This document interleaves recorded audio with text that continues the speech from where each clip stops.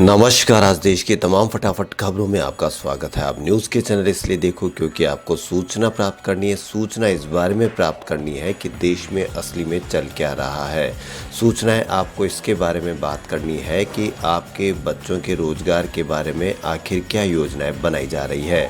सूचनाएं आपको इस बारे में प्राप्त करनी है कि बढ़ती हुई महंगाई पर क्या कंट्रोल करने के समाधान किए जा रहे हैं।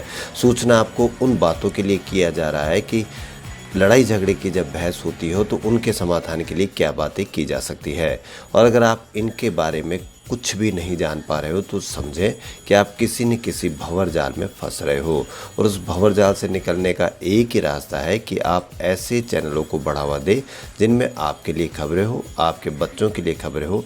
और बढ़ते हैं खबरों की ओर। भारत में मानसून चला गया, लेकिन इसके साथ ही देश के कई इलाकों में सर्दी बढ़ने लगी है।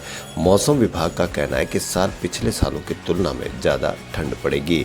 इसके अलावा वायुमंडलीय G2 में मौसम विज्ञान के निदेशक टॉड कॉफर्ड के अनुसार नवंबर के अंत से लेकर जनवरी के मध्य तक भारत में कुछ उत्तरी क्षेत्रों में तापमान 3 डिग्री सेल्सियस तक गिरने की उम्मीद है। इससे इन 2 महीने के साथ ही फरवरी के दौरान ठंड बढ़ जाएगी। इस ठंड की वजह ला नीनो इफेक्ट है। ला नीनो इफेक्ट क्या होता है, आइए इसके बारे में जानते हैं। स्पेनिश भाषा में ला नीना का अर्थ होता है छोटी लड़की। इसे कभी कभी जल अल विएको, एंटी अल नीनो या एक शीत घटना भी कहा जाता है। यह घटनाएं भूमध्य रेखीय प्रशांत महासागर क्षेत्र के सतह पर निम्न हवा का दाब होने पर पैदा होती है।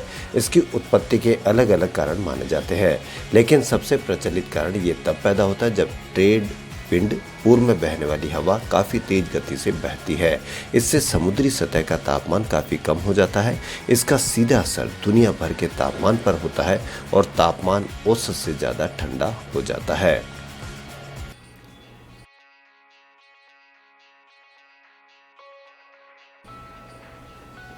भारत को T20 वर्ल्ड कप के पहले मैच में 10 विकेट से हराने के बाद पाकिस्तान की टीम ने मंगलवार को न्यूजीलैंड को भी धूल चटा दी। पाकिस्तान ने न्यूजीलैंड को 5 विकेट से हराकर सेमीफाइनल के लिए मजबूत कदम बढ़ाए हैं।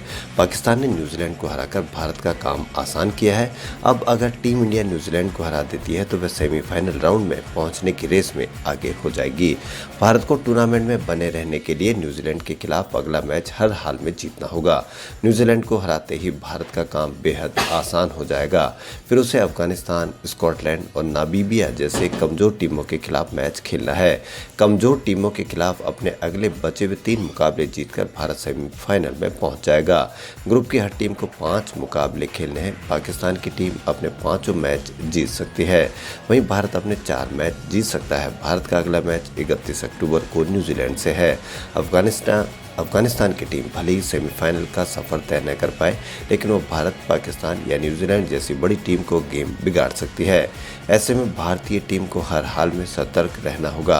भारत को छोटी टीमों से और ज़्यादा सावधान रहना होगा, खासकर अफगानिस्तान से। अफगानिस्तान बड़ी बड़ी टीमों को हरा सकती है। 2019 के वर्ल्ड कप में भी भारत को अफगानिस्तान से हारते हारते बचा था।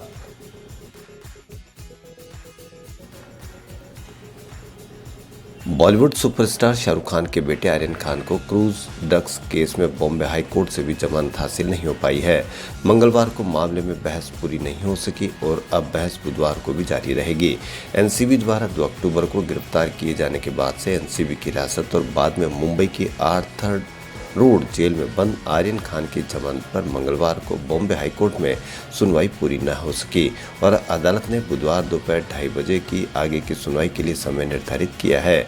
इससे पहले सेशन कोर्ट और उससे भी पहले मजिस्ट्रेटी अदालत ने आर्यन खान को जमानत देने से इनकार कर दिया था और वह पिछले 24 दिन से पहले एनसीबी की कस्टडी और फिर जेल में ही बंद रहे हैं।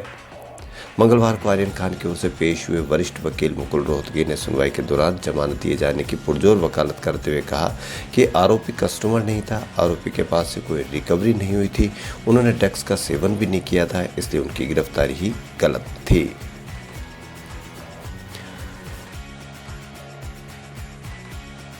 शाहरुख खान के बेटे आर्यन खान से जुड़े मुंबई क्रूज ड्रग्स मामले की जांच कर रहे एनसीबी अधिकारी समीर वानखेड़े पर लगे आरोपों की जांच के लिए जांच एजेंसी की 5 सदस्यीय टीम बुधवार को मुंबई जाएगी। डीडीजी ज्ञानेश्वर सिंह की अगुवाई में ये टीम बुधवार सुबह 9 बजे रवाना होगी और 11 बजे के बाद ही मुंबई पहुंचेगी। इसके साथ ही समीर वानखेड़े पर लगे आरोपों की जाँच शुरू होगी। टीम में डीडीजी के अलावा जोनल डायरेक्टर स्तर के अधिकारी शामिल है। वानखेड़े भी 6:30 बजे की फ्लाइट से दिल्ली से मुंबई के लिए रवाना हुए हैं। दरअसल आर्यन खान से संबंधित इस हाई प्रोफाइल मामले में जांच कर रहे एनसीबी के जोनल डायरेक्टर समीर वानखेड़े भी आरोपों के घेरे में आ गए हैं। एनसीबी के एक गवाह ने मामले में पैसे के लेन देन का आरोप लगाया। यह भी दावा किया गया है कि इस डील का एक हिस्सा एनसीबी के अधिकारी समीर वानखेड़े को भी दिया जाना था।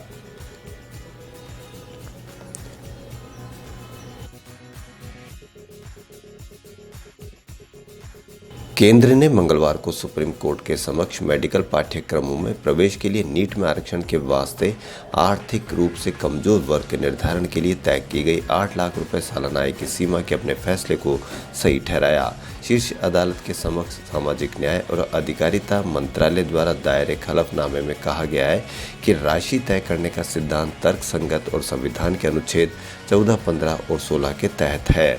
अन्य पिछड़ा वर्ग आरक्षण के लिए क्रीमी लेयर का निर्धारण करने के वास्ते अपनाया गया तरीका ईडब्ल्यूएस श्रेणी के निर्धारण के लिए समान रूप से लागू होगा, क्योंकि मूल आधार यह है कि यदि किसी व्यक्ति उसके परिवार की आर्थिक स्थिति पर्याप्त मजबूत है तो उसे दूसरों के खर्च पर आरक्षण के लाभों की आवश्यकता नहीं हो सकती है।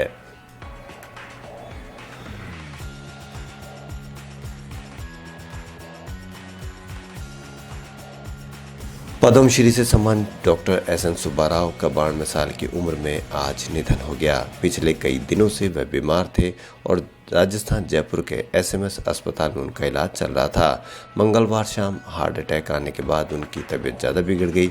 सुब्बा राव गांधीवादी विचारक थे। स्कूल के दिनों में ही वो महात्मा गांधी के विचारों से प्रभावित हुए और 13 साल की उम्र में आज़ादी आंदोलन से जुड़ गए। राजस्थान के मुख्यमंत्री अशोक गहलोत उन्हें अपना आदर्श मानते थे। बीते 4 दिनों में 3 बार गहलोत सुब्बा राव से मिलने गए थे।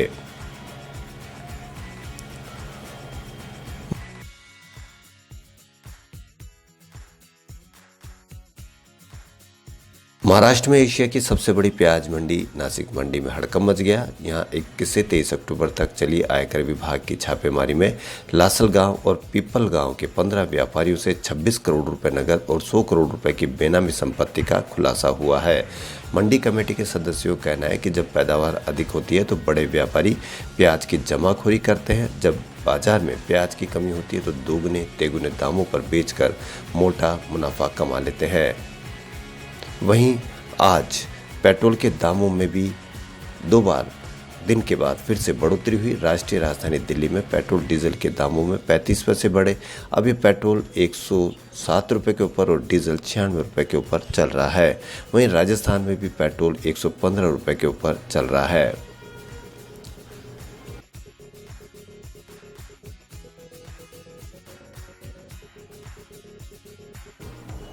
बॉलीवुड एक्टर सलमान खान की अगली फिल्म अंतिम का ट्रेलर आ चुका है। दबंग के चुलबुल पांडे के चुलबुलेपन से दूर सलमान खान यहाँ एक गंभीर पगड़ीदारी कॉप के रोल में है।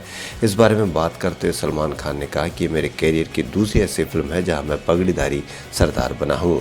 13 साल पहले साल 2008 में मैंने हीरोज में सरदार का रोल प्ले किया था। खबरों फिलहाल इतना ही। यदि आपको हमारा चैनल पसंद आए तो लाइक, सब्सक्राइब और शेयर अवश्य करें। धन्यवाद।